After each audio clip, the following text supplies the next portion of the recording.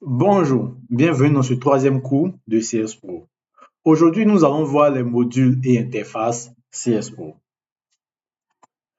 À la fin de ce cours, vous serez capable de décrire les rôles des modules de CS Pro, de créer un projet CS Pro et aussi de voir l'interface du module Dictionary.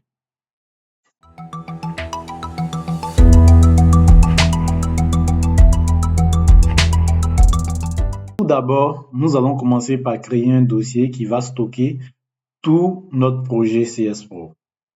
Vous partez dans l'emplacement du disque qui vous sied. Ensuite, faites clic droit, nouveau, dossier.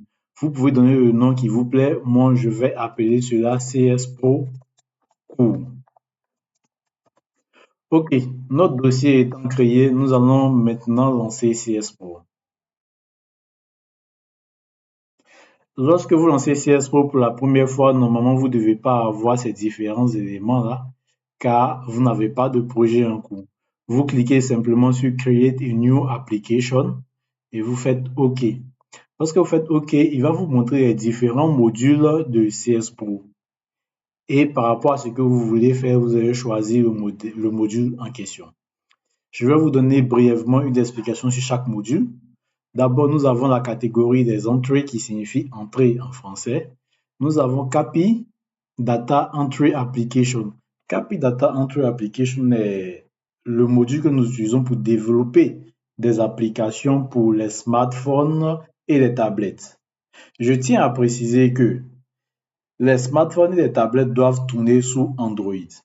L'avantage avec ce module, c'est que lorsque nous développons des formulaires, nous pouvons faire le contrôle de cohérence pendant la saisie sur le terrain et aussi nous pouvons générer pour un même formulaire plusieurs déclinaisons de langue. C'est-à-dire, par exemple, nous avons nos formulaires de collecte de données sur la vaccination des enfants que nous allons faire en français, en anglais, en arabe et même en chinois.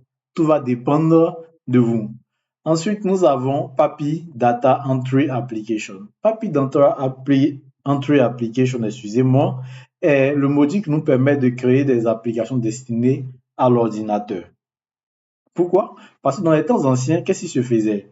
On prenait juste des formulaires papier, nous partons sur le terrain, nous collectons les données et nous revenons au niveau central pour faire la saisie des données dans les ordinateurs.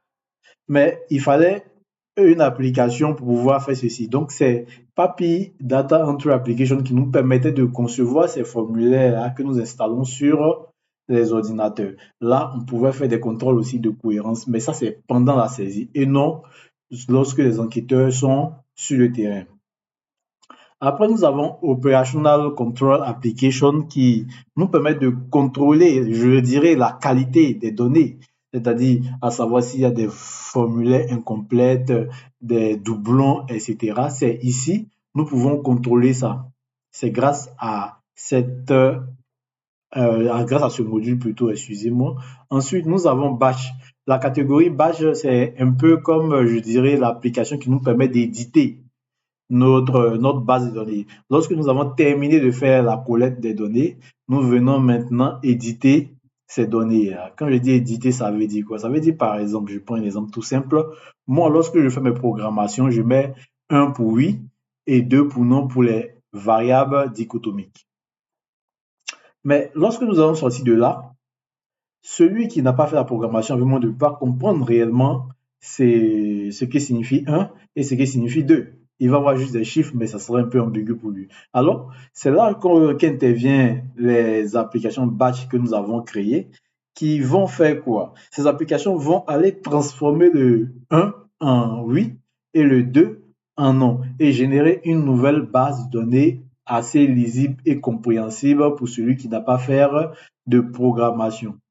Donc, c'est son rôle principalement.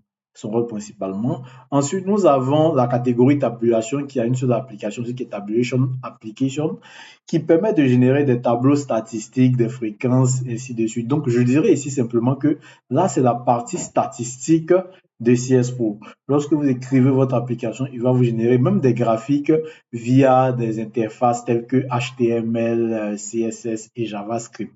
tout va dépendre de vous, soit générer même des tableaux sous Excel.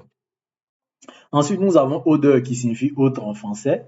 Order comprend dictionary et form.